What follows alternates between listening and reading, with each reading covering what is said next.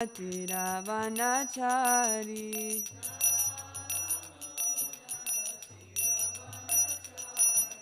Yamuna Tiravanachari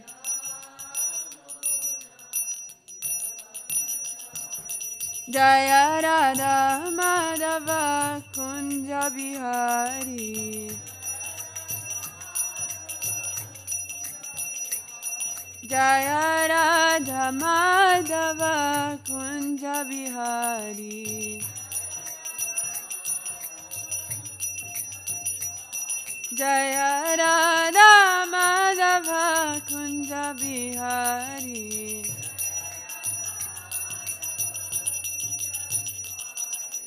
Gopi Jana Vallabha Girivardhari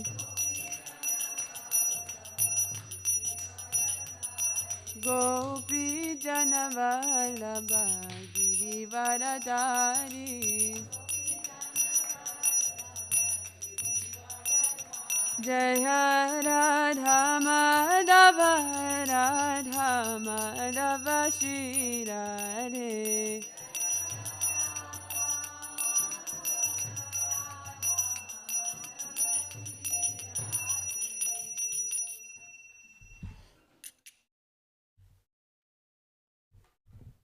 जय श्री श्री राधा माधव सखी वृंद की श्री श्री राधा कालचंद जी भगवान की श्री श्री जगन्नाथ बलदेव सुभद्र सुदर्शन चक्र की श्री श्री गौर की श्रील प्रभुपाद की गौर भक्त वृंद की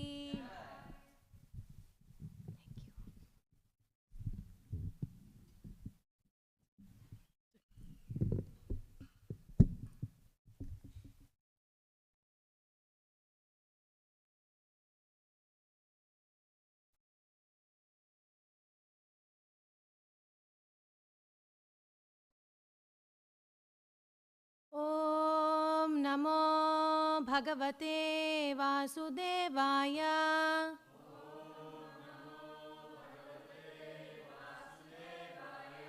ओम नमो भगवते वासुदेवाय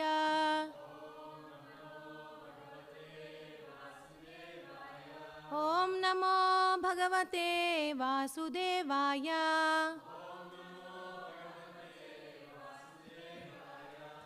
ओम अज्ञानतिमिरन्दस्य ज्ञानाञ्जनशलाकया चक्षुरुन्मिलितं येन तस्मै श्रीगुरवे नमः श्रीचैतन्यमनोभीष्टं स्थापितं येन भूतले स्वयं रूपा कदा मह्यं ददाति स्वपदान्तिकं वन्देऽहं श्रीगुरु श्रीयुतापदकमलं श्रीगुरून् वैष्णवांश्च श्रीरूपं साग्रजातं सहगणा रघुनाथान्वितां तं सजीवं साद्वैतं सावधूतं परिजनसहितं कृष्णचैतन्यदेवं श्रीराधा कृष्णपादान् सहगणा श्रीललिता श्रीविशाखान्वितांश्च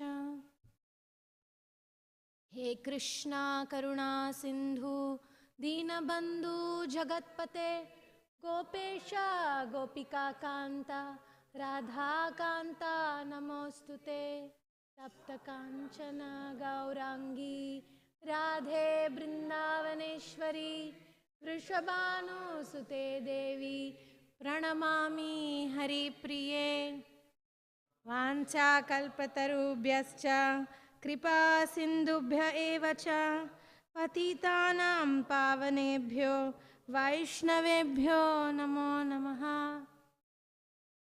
श्री कृष्ण चैतन्य प्रभु नित्यानंद श्री अद्वैत गदाधर श्रीवासादि गौर भक्त वृंद हरे Krishna Krishna Krishna Hare Hare Hare Ram Rama Rama Hare Hare.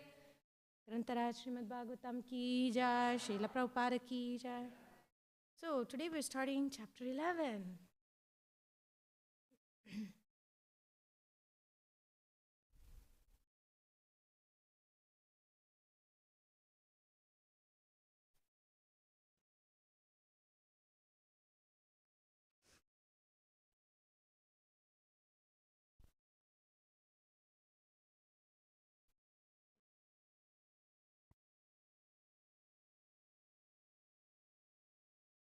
So 11th chapter is Swayambhuva Manu advises Dhruva Maharaj to stop fighting.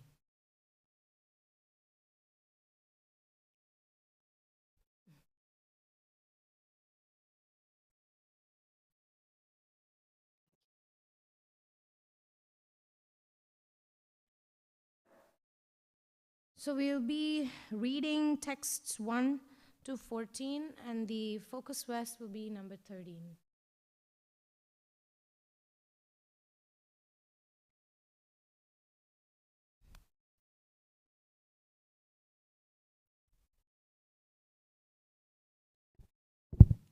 Sri Maitreya said, "My dear Vidura, when Dhruva Maharaj heard the encouraging words of the great sages, he performed achamana by touching water and then took up his arrow made by Lord Narayana and fixed it upon his bow."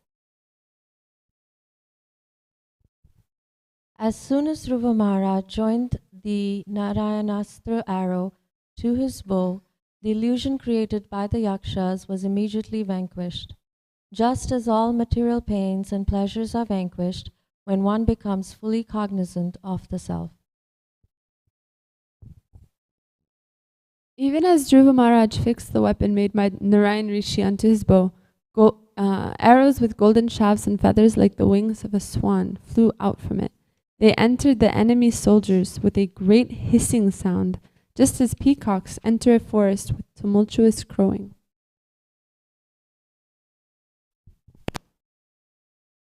The sharp arrow dismayed the enemy soldiers, who became almost unconscious. But various yakshas on the battlefield, in rage against Dhruva Maharaj, somehow or other collected their weapons and attacked. Just as serpents agitated by Garuda rushed towards Garuda with upraised horse, all the yaksha soldiers prepared to overcome Dhruva Maharaj with their upraised weapons.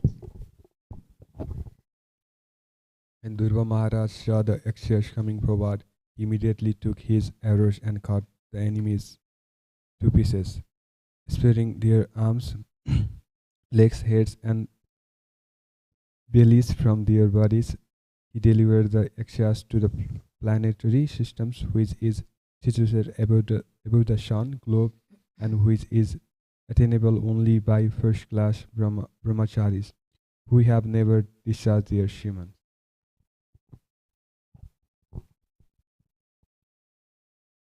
When Swayambhu Manu saw that his grandson Dhruv Maharaj was killing so many of the yakshas who were not actually offenders, out of his great compassion, he approached Dhruv with great sages to give him good instruction. Lord Manu said, "My dear son, please stop. It is not good to become unnecessarily angry. It is the path to hellish life. Now you are going beyond the limit by killing yakshas who are actually not offenders."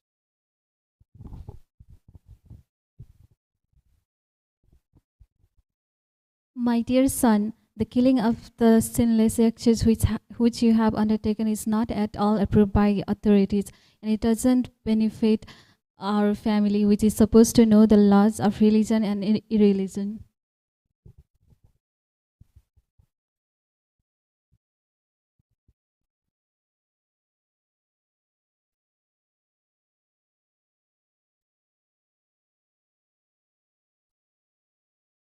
My dear son, it has been proved that you are very much affectionate towards your brother and are greatly aggrieved at his being killed by yakshas. But just consider, for one yaksha offense, you have killed many others who are innocent.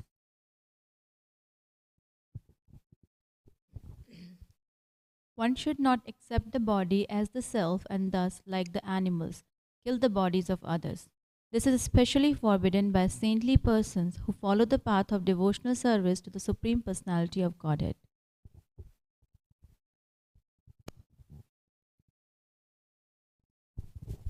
It is very difficult to achieve the spiritual abode of Hari in the Vaikuntha planets, but you are so fortunate that you are already destined to go there. You would go to that abode by, by worshipping him as the supreme abode of all living entities. Because you are a pure devotee of the Lord is always thinking of you. And you are also recognized by all his confidential devotees. Your life is meant for exemplary behavior. I am therefore surprised. Why have you undertaken such an abominable task? The Lord is very satisfied with his devotee when the devotee greets other people with tolerance, mercy, friendship, and equality. One who actually satisfies the Supreme Personality of Godhead during one's lifetime becomes liberated from the gross and subtle material conditions. Thus, being freed from all material modes of nature, he achieves unlimited spiritual bliss. Ribol. 14 is the last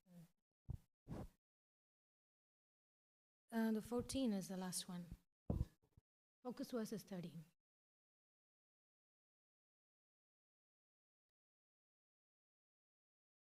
So how many of us want to achieve unlimited spiritual bliss? Haribo, Shri Shri Radha Kalachan Ji Bhagwan ki jai.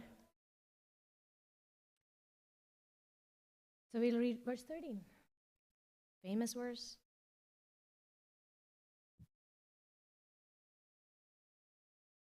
Titiksha karunaya shaya maitra cha kila jantushu samatvena cha sarvatma bhagavan samprasidati titikshaya karunaya maitraya cha kila jantushu samatvena cha sarvatma bhagavan samprasidati titikshaya karunaya maitraya cha kila jantushu samatvena cha sarvatma bhagavan samprasidati.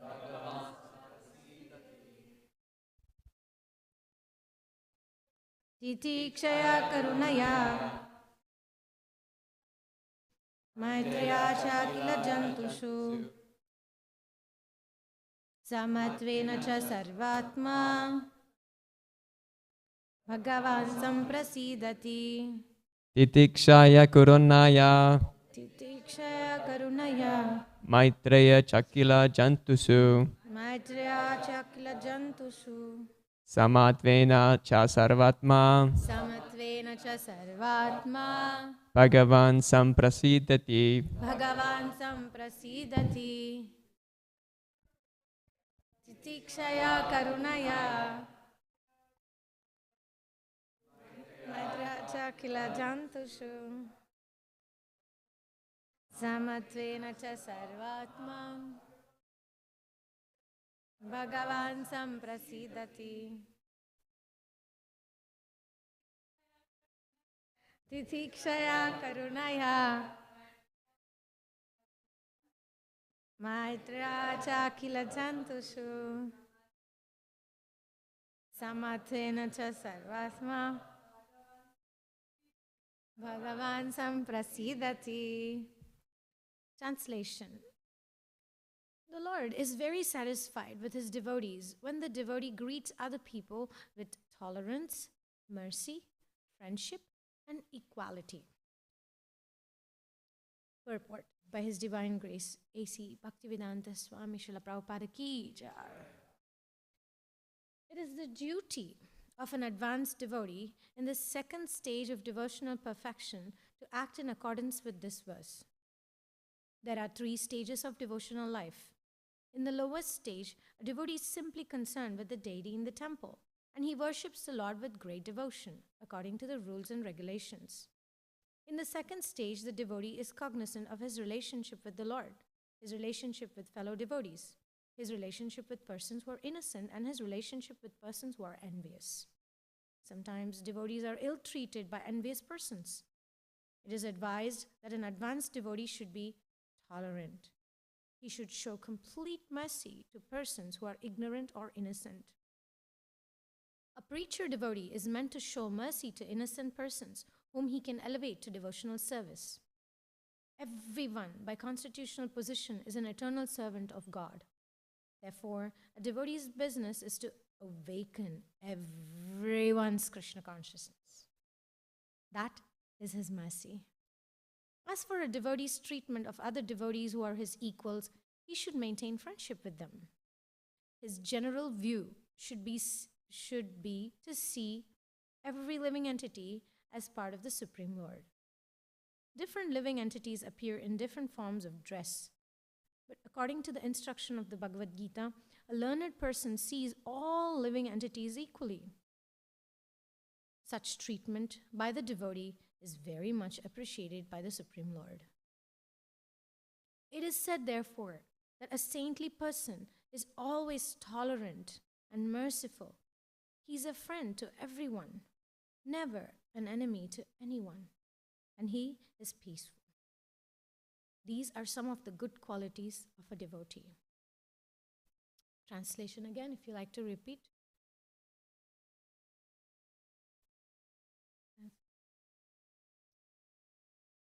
Oh, thank you. The Lord is very satisfied with his devotees. When the devotee greets other people with tolerance, mercy, friendship, and equality. How many of us like to be treated like this? Haribo. Isn't that the first question we should start with? Because usually we start with, yeah, but I want to do this, but that person doesn't deserve it. So the first question that enters our mind is whether the other party is deserving of us behaving in this way. But actually, we start the other way around. We say, do we commit mistakes? Do we seek forgiveness? So we start with going to the root of the issue, which is aham mameti, me and mine. Yesterday, there was a conversation between 2 devotees, and both very, very sincere, very advanced devotees. The ego got the better out of them, and they started to kind of blame each other for something. And I was really surprised. And I was actually preparing for these verses. And I was just reading this particular verse number 12. The verse number 12. And I love the way you read it. I'm therefore surprised. Why have you undertaken such? I mean, this was not an abominable task, but I was observing, I was really surprised because I wasn't expecting that. And then I started to pray and try to research a little bit to see why is it that sometimes even we are in the great consciousness, but suddenly something happens that triggers, which is like out of nowhere. And we go, where did that come from? I'm a person who wants to surrender to Sri Sri Radha Kalachandji 100%. I really want to follow in the footsteps of Prahlad Maharaj, who was naturally, automatically tolerant, merciful. He was treating everyone equally. He had no sense of superiority complex. He didn't even offend Hiranyakashipu. He was just being innocent. So what we see here in these verses is devotees are powerful. Devotees are so powerful that they can even defeat yakshas. And I'm speaking this from experience, and I have a little bit of personal connection with the good yakshas. So my lineage of Vedic astrological lineage of Sri Vaishnava Sampradaya, my guru, they have, I don't have a personal, like how do you say, contact. I can't call up a Yakshini, but my astrology guru has attained siddhis, because since childhood he's been chanting different mantras that gives different levels of attainment of siddhis. And he reached, several years ago, he reached a point where basically one of these yakshas becomes an assistant or becomes like a manager, whatever you want to call it, in my astrology guru's attempts to help human beings. And these yakshas have armies, as we just saw. And these armies are illusory, meaning they cannot be seen by naked eyes of human capacity. And these armies are assigned to different families. For instance, every month they perform a yagya, and my astrology guru has reached a point where he doesn't need to do all those certain categories of things which several days they have to do. He just calls these, he has one particular yakshini, is a female, and she has her army, and they are not into this kind of gruesome wars, but they are into removing the obstacles in human beings' lives.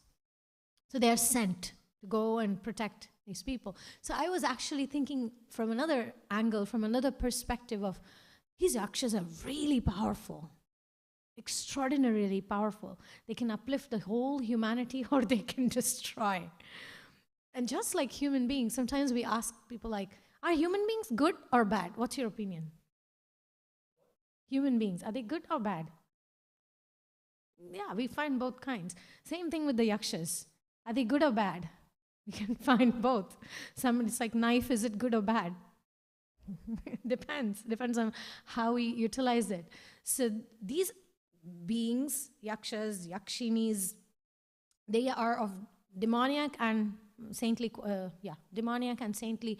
Both qualities are within them, just as within human beings. There is daiva gunas, means divine devotional qualities, which includes tolerance, mercy, friendship, equality. And we also have the demoniac side of pride and anger and lust and greed and sense of I and mine and false prestige and false ego. And I can go on and on for the rest 1 hour talking about the other side of what involves being a human being. And the main point of today's discussion would be, should we discriminate or not discriminate? To discriminate or not to discriminate is the question. Srimad Bhagavatam says, what is Bhagavatam's conclusion? Should we discriminate or not discriminate amongst people? Huh? How many of us say, Bhagavatam says discriminate? Raise your hand. Okay. How many of us say that Bhagavatam says don't discriminate, be equal to everyone? Right. Okay. So anybody has an answer? Because some of you raised your hand for both. Mike. I cannot hear. Is it if you're Uttamadhikari, you're not discriminating, essentially? So let's take the premises now. So let's say I'm a Uttamadhikari. Of course, I'm here sitting on the Vyasas. So I should discriminate, right? No, you shouldn't. Oh, okay. So naturally, I shouldn't discriminate. You don't. Oh, you don't. Oh, okay. Very good. Why? See everyone at the level of as a spirit soul. Okay. And then the other part of the answer? Yeah, why should others discriminate? Well, they're not at the level yet. Why? I mean, I understand they're not at the level. Okay. Why should they therefore discriminate? Oh, because they could be influenced by... yes. Thank you. Yes, that's the right answer. Ta-da-da. Okay, so Srimad Bhagavatam says, if we meet somebody superior to us, we should discriminate. We shouldn't just go and say, hey, hello, buddy. We do follow Vaishnava etiquette. We do serve the devotee. How can I be of service to you? We listen to them. we inquire from them. And if we find somebody who is on the equal level, we don't become jealous. We make friends. We make friends. And so, how many of us have friends? So it means we discriminate. Why is it that we have friends? And then the other one is, if you see somebody who is on a lower level, like here in Dhruv Maharaj's case, the yakshas are behaving violently. And so Dhruv Maharaj is upset, and as he should be. Like, sometimes people think that you can deal with devotee as you like. Just treat them however. These are devotees. They'll never get angry. And they'll show you the verse. They'll take a snowball quote of Srila Prabhupada, throw it at you and say, hey, you're supposed to be tolerant. You're supposed to follow me. You're supposed to. So there is the, people can take disadvantage of a devotee's being humble and quiet and tolerant. So Dhruv Maharaj is declaring here, hey, you don't deal with a devotee as you like. So it's actually a good thing. Sometimes, as Srila Prabhupada said, if there is some injustice happening, if devotees are being mistreated, then a leader devotee does show his, you know the story? Narada Muni and the serpent. So there was a serpent who became a disciple of Srila Narada Muni. And serpents are usually very dangerous, vicious.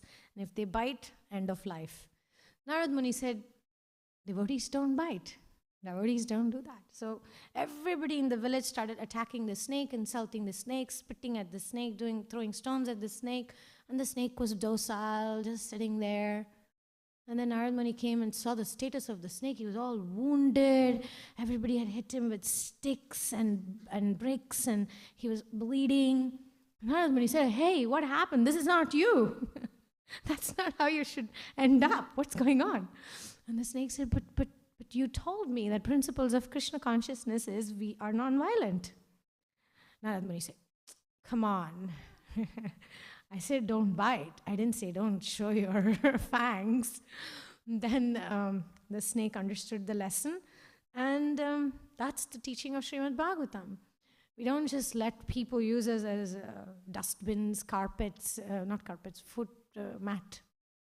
Where people can just use us and abuse us and treat us indiscriminately because we are supposed to be humble, tolerant. What about the others? So Bhagavatam says, if they're acting in an inappropriate manner, internally we show compassion, externally we draw healthy boundaries. Somehow along the several years, because of different reasons, different psychological reasons, different ego issues, different personality types within our organization, this kind of principles got all mixed up. Sometimes it's misapplied. It's not used in a balanced manner. So now is a good time for us to look at the history of our organization, to look at the examples in Srimad Bhagavatam, and be balanced. We use anger. Every anartha can be used in devotional service except envy. Even anger, like Hanuman can use anger towards Ravana. And Lanka, he burnt the whole Lanka down. Hanuman just set fire to Ravana's golden Lanka. So anger is not bad. It just needs to be processed in a healthy manner without dysfunctionality. It can be utilized in the service of the Lord, fighting for devotees. Okay, so this is some points I have, but I'd really like to hear from others what point from this verse brings your attention, and why, and if you have any comments or questions.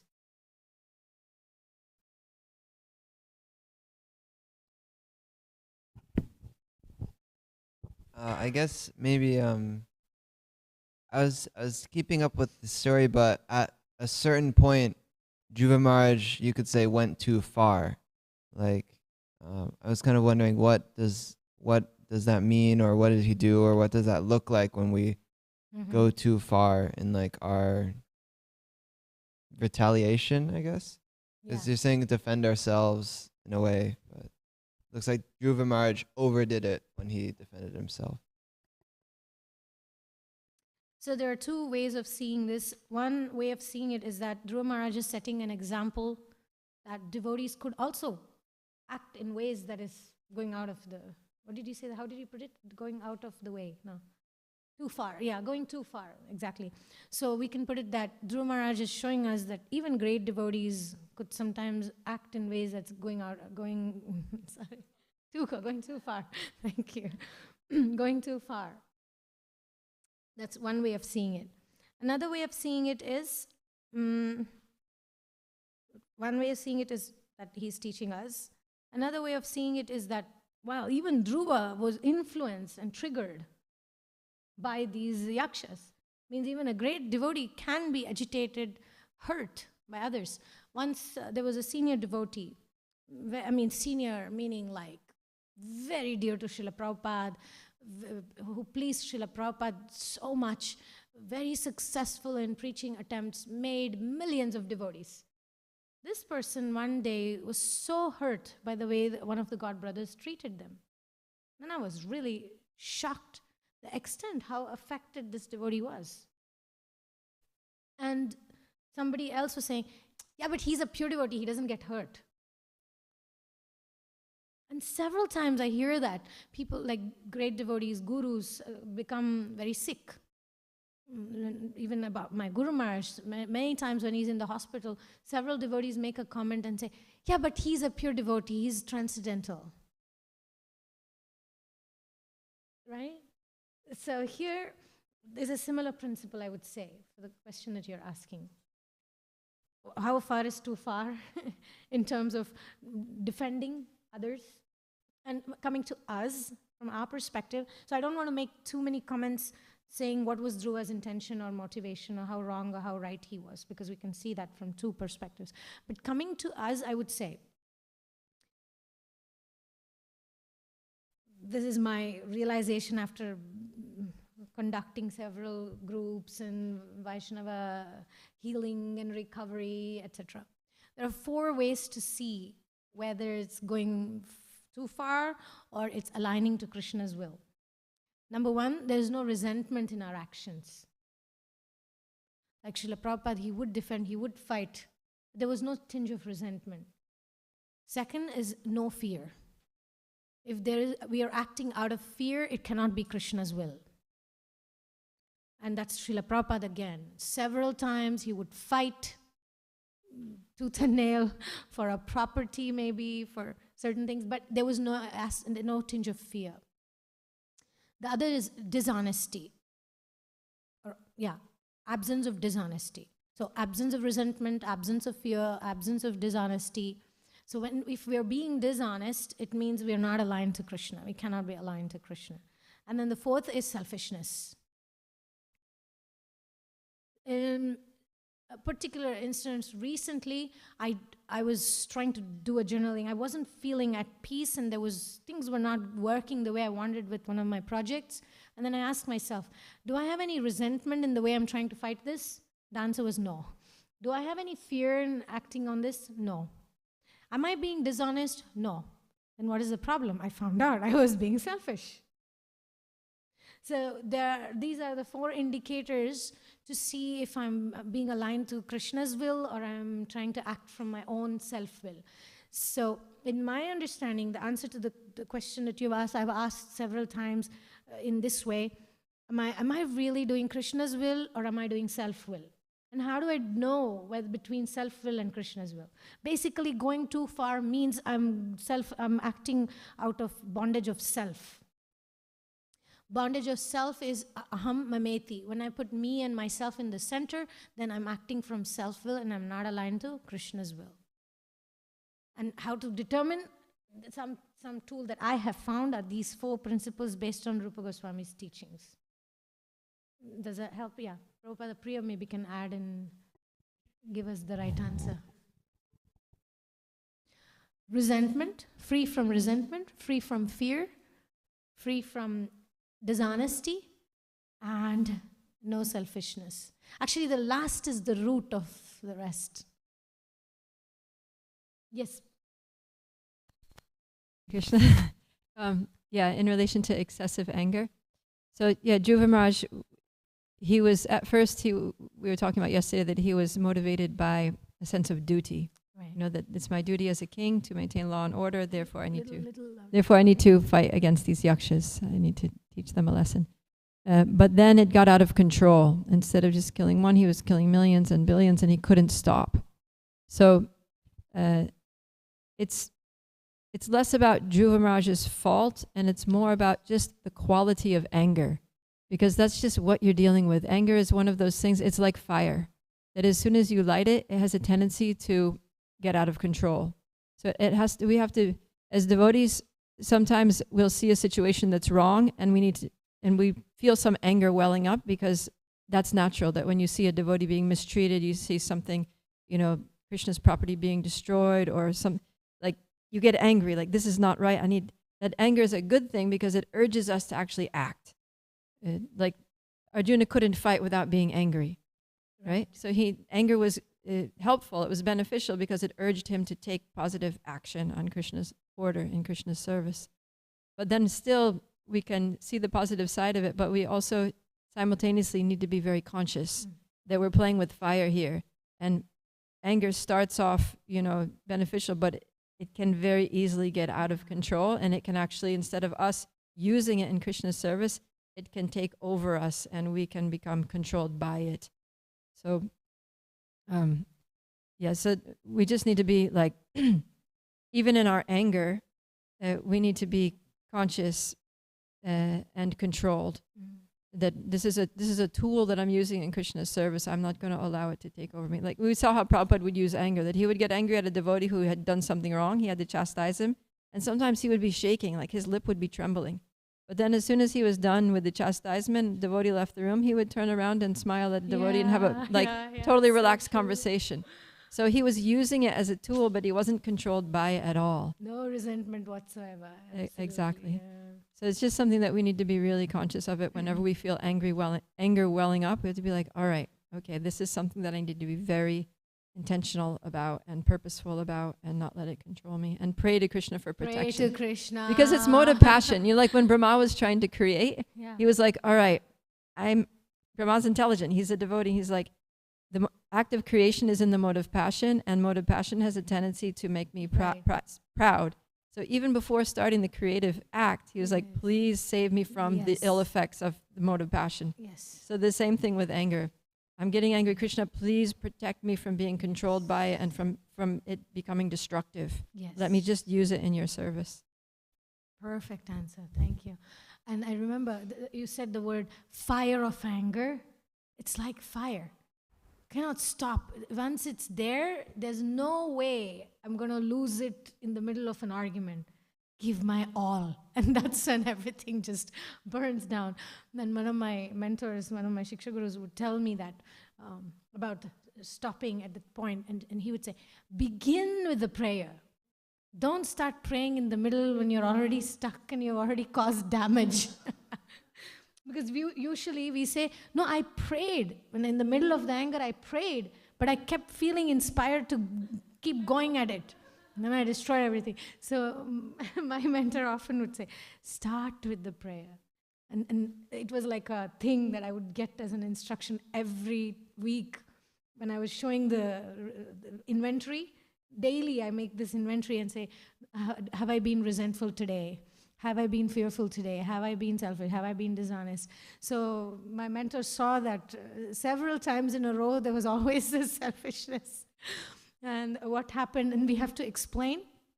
So when I was explaining, this is what happened, I lost control, and etc. So there was a pattern. Like you just said that there was a pattern. And I did say several times, but I prayed. When I was going out of control, I prayed. And then the person said, next time, pray before you get out of control. Don't pray when you're already out of control. So it's a fire of anger. In fact, Srimad Bhagavatam, right? I'm not sure where, maybe you can help me remember the verse. It says that for a person who has anger issues, even a hoof print of a calf, the distance between a hoof print of a calf, puddle of hoof print with the water, it'll be impossible for a person with anger issues to cross that. In terms of making spiritual advancement, For a child, he can just cross over a hoof print of a calf with a little water. Even a baby can cross over. But for a devotee, for a devotee who has anger issues, to make spiritual advancement, it'll be impossible to make spiritual advancement, as if it's impossible to cross even a puddle. So anger can be so damaging. And I'm telling you, it's very hard to be tolerant and merciful and friendly and equal when we are in the middle of feeling angry towards somebody. At the same time, the only solution is, as Prabhupada Priya said, pray to Krishna in the beginning, in the middle, and in the end. And there's a significance when I say that, in the beginning, in the middle, and in the end. In the beginning, so we tell Krishna, this act may be pleasing to you. May Guru and Krishna be pleased with my intention, motivation to whatever, protect this. In the middle, because we don't want to go too far. In the end, because we don't want to remain with a sense of guilt and shame.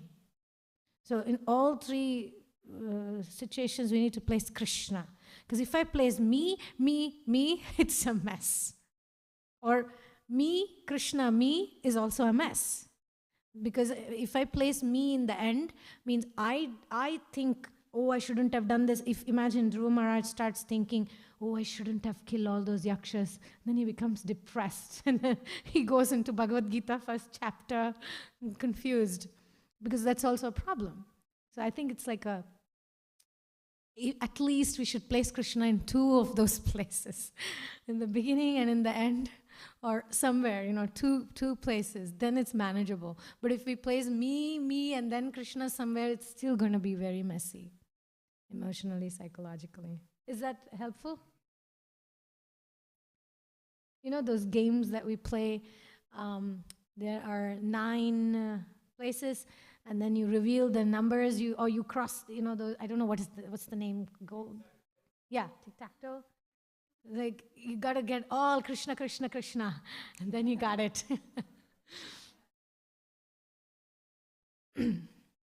Otherwise, we keep repeating the patterns until we learn.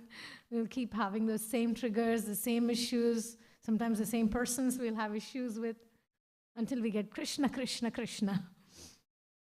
Anything else?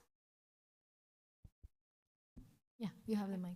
Hare Krishna. I was wondering if you could explain a little bit more. So you touched on the topic of, you were talking about discriminating. And as Tosisaki was saying, we need to discriminate if we're we know we need to discriminate when we're able to be influenced by other people. So I'm wondering, in preaching, how do we, one of my mentors, he always says, fish without getting wet. How do we put ourselves out there? We don't want to discriminate who we preach to. We want to preach to every, if they're really envious and so how do we discriminate who we preach to without being too who we preach to or how we preach to? Who we preach to. I might be preaching to people and then someone is just a little bit too far for me. Maybe they're just into things that I used to be into in my past and that I still have some attraction to, or things like that. How do we engage with people that we're preaching to in ways without getting ourselves contaminated? You have a pen and a paper? You have a book, pen, paper? Can I have it? A plain paper? Just want to draw something to give an answer to that one. Thank you. Okay. This is something it has helped me in that kind of questions. How to... The foundation of that answer would be, I am willing to align to Krishna's will. May Krishna's will and not mine be done. May Kalachandji's will, not mine be done. Again, that's the foundation. It's the only foundation that will bring success. So it's not about me thinking this person needs this book. It's not about me thinking this person needs to hear this, etc. It's about me aligning to Kalachandji's will. What is it that he wants me to do? I'm an instrument. That's the foundation. Without that, we'll get everything else wrong. It's like those formulas. If you get one little thing wrong, it's wrong. That's the foundation. Once that foundation is being set, the intention has been set, there are, I don't have red here, but this is going to be red.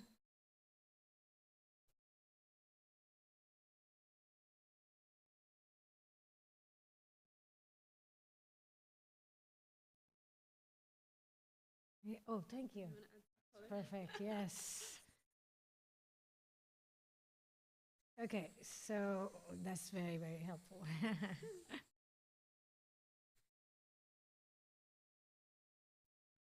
Oh, well, that's not like a sunshine type, but it's more like a stress type. It's more the fire of anger concept.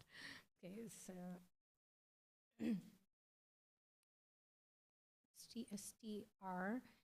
STRETCH. Okay, so can I show like that so everybody can see it? Yeah. Yeah. So, yeah, later when I explain it. Yeah, thank you. So, there is the comfort zone. You like talking about Krishna, right, Premamrita? We like talking about Krishna. That's our comfort zone. We like talking about Krishna. We're comfortable with it. And then there comes a point when we need to stretch. Because in this verse, very, very important point, if you want to remember one thing from today's class, it's this. There's one level of believing in God. Kalachandji, he's all powerful, all beautiful, he's all full of all six opulences, he's the most beautiful, right? I mean, have you ever seen anything more beautiful than Kalachandji? So, more powerful. And to see that he is really powerful, and I got a life, I got my job, I got my relationships, A, B, and C, but I believe that he's full of all six opulences. I approach him and I ask him, please help me with my life. You're all powerful. You're all beautiful. Please help me. Bring some of that beauty in my life. Bring some of that strength in my life. Bring some of the wealth in my life. Bring some of the power in my life. So that's one level of believing in God. And according to this verse, Srila Prabhupada says, that's a very basic level. That's like a very neophyte level. Lower level. How does he start with? Prabhupada starts saying, what's the first line of the purport? Yeah, he says in advanced stage and then lower stage. So Prabhupada says in the lowest stage, he doesn't even say lower. Lowest stage, a devotee is simply concerned with the deity in the temple. Means we come, we approach the Lord. Lowest stage is better than no stage, by the way. So lowest stage, I say, Krishna, I have a life. Please help me because you're powerful. See, as long as we are babies, it's okay to ask parents, where is my food? Bring me this, give me that. There's a point we need to grow up. If even as teenagers and you're still going to the job and you still go to your mom and say, where is my socks? It's a simple thing, but it could go to another extent. It's not very nice. So yes, Krishna is our supreme father, but there's a point we have to get out of the comfort zone and stretch. That's why Prabhupada said, we are a movement. We think one level, advanced level, as Prabhupada is saying, we don't see Krishna only as a father. We see him as a baby. Mother Yashoda, we take care of him. We feed him, we bathe him, we clothe him. So this is an advanced level, in the rasa level. So that is a real understanding of what you're speaking of, preaching. So first of all, it's already a bigger jump. It's a big jump. But that jump, as my Shiksha Guru often said, the only way you'll be qualified is to jump. You cannot be qualified to jump if you're just sitting there and not jumping. So you are already jumping, and I'm proud of you. Thank you for inspiring. So let's give a big hand to Premamrita. No, I'm telling you, this is huge. When Krishna inspires us to move from Krishna give me that, Krishna give me that, Krishna help me, going and bothering him again and again and again, when we finally grow up, we go and stand in front of Kalachandji and say, Krishna has a life. Krishna has a mission. He has everything. I want to be part of Kalachandji's mission. He has a mission. He has his restaurant. He has his temple. He has his school. He's going to have his projects. So we go to him and say, how can I help you?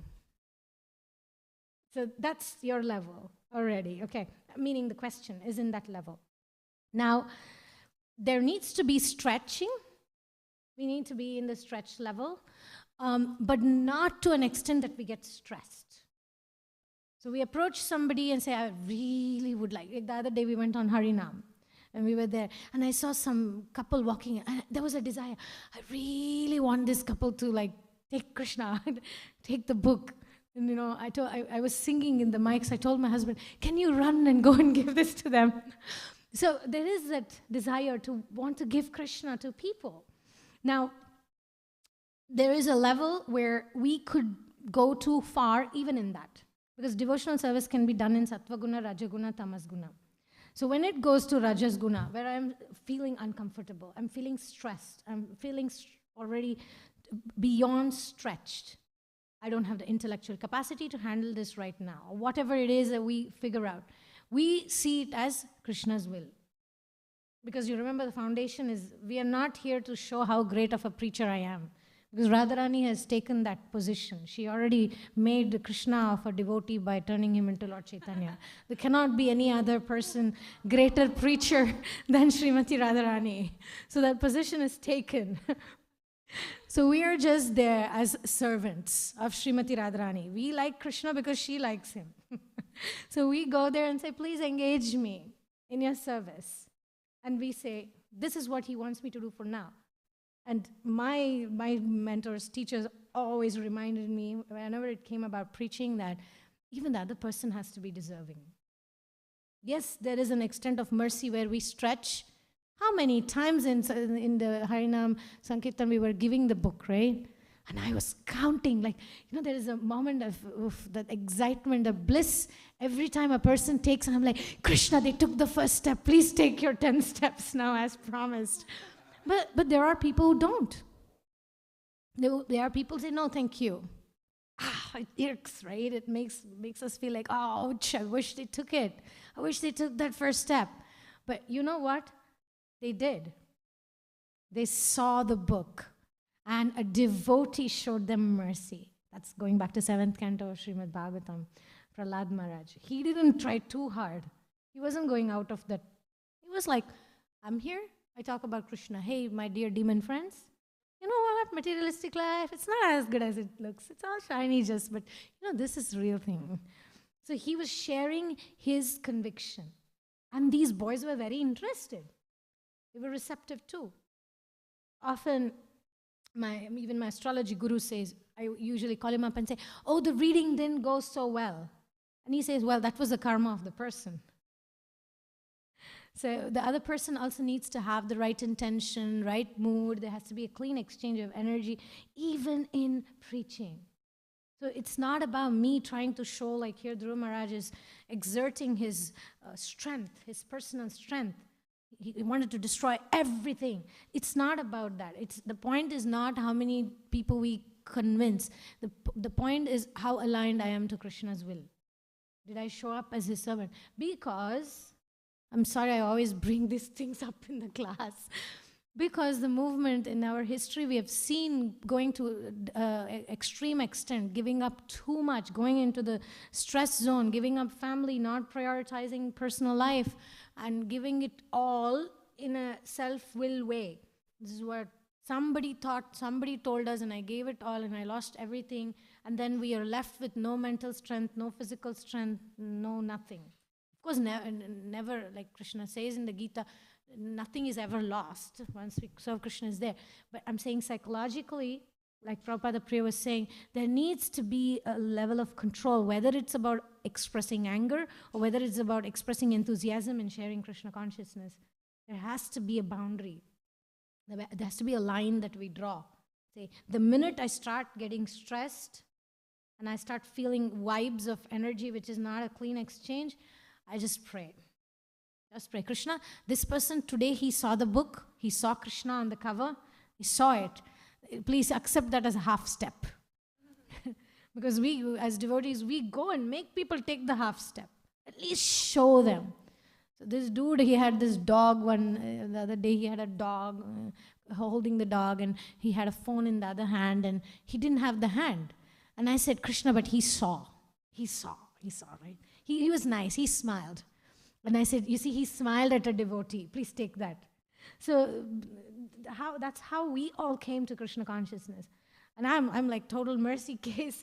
It's because of the forgiveness and repeated people showing me and me not taking that I'm here today.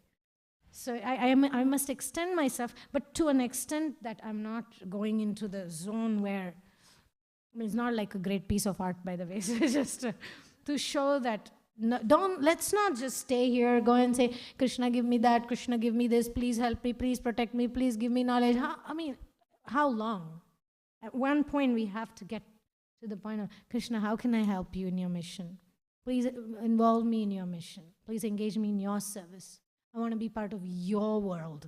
I don't want you to just help me in my world. And when you're doing that, actually, when I do that, my experience has been, there's no need of fear, anxiety, self-will, selfishness. What do I care? It's his business. I'm just an instrument.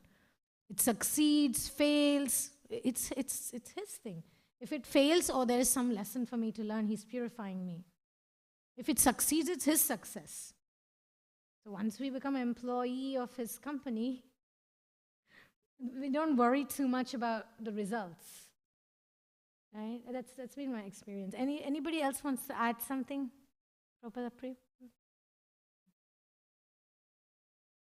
Anything else? Is that helpful?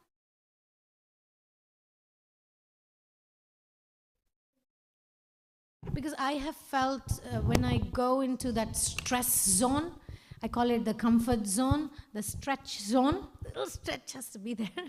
And then there's the stress zone. I've realized sometimes when I stress, it really takes a toll on my body and my mind. It requires so much time for recovery. So that I think it's all kind of coming in the same question that Dushyadamya was asking also about. Awareness too much. It's not only about anartha, but it's also about service. Sattva guna. Hare Krishna Mataji. I wanted to point out or comment on the verse, because it says in the translation, greets other people. If you look at the word that's translated from people, it's just living entities. And like a distinction that we may have, because we typically only consider people to be like human bodies, but someone like your master who has a relationship with yakshas, I would say that too is a living entity. And like also anger can be considered a living entity. So this is how it just causes a reflection on how we should greet anger and all of these sense reactions, even stress. We should be greeting with tolerance, mercy, friendship, and equality. Thank you. I like how you started that question. Because, Dhruva Maharaj is very concerned that his brother died. Means one body, one jantushu. The Sanskrit word is here, jantushu, living entity. So he lost one living entity. And what was the reaction? Kill many living entities. Good solution, right? There's a conflict. This person misunderstood me. I'll create even more conflict. And another point I was saying, you brought up, because I see like in America, there are a lot of people who have pets. A lot of people who have pets. And one psychological reason is also they don't have good relation with other jantusha, which is in human beings. So they go to jantushas who are non-human beings, that don't express their opinion, that cannot have difference of opinion. So they try to bond. Now, a lot of people may say, animal rights, we should take care, we should protect. But it's all, in Kali Yuga, everything is just so perverted. People are taking care of dogs. I saw the other day, somebody had put a diamond necklace on the cat, and expensive clothing, diamonds. Oh, wow. And then they treat their spouse like garbage.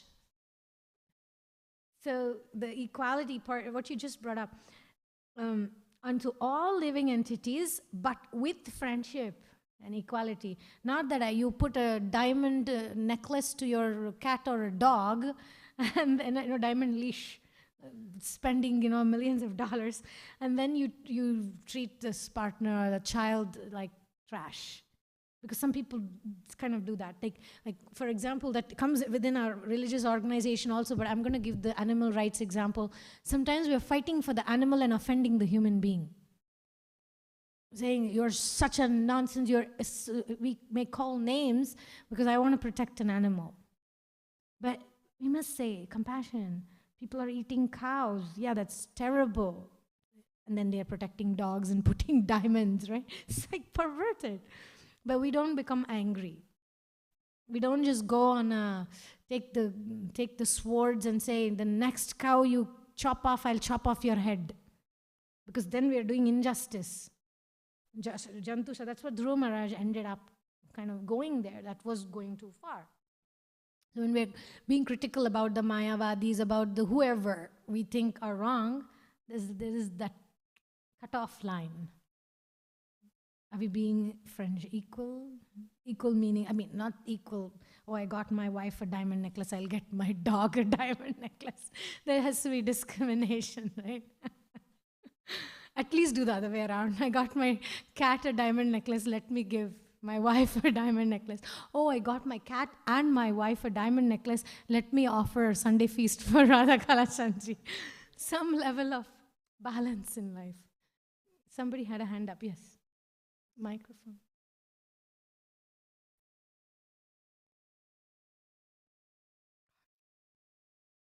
Hare Krishna. I just wanted to mention, this is a totally different point, but yesterday, the chapter yesterday ended with Dhruva Maharaj being instructed by the sages to chant the holy name. So then one would expect that now he's going to go and chant the holy name, right? But the way that he applies the instruction is according to his nature. So what he does is he gets the Narayan Astra. Yeah.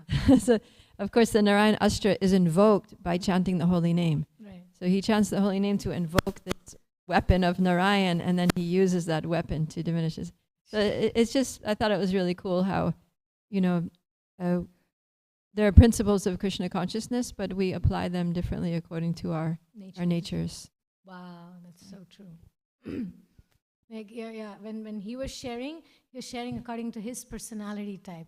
Because he is always, if you have interacted with him, he's always peaceful, he's always smiling. And somebody else will say, we have to fight for Srila Prabhupada, we have to, there's a nature that'll come out.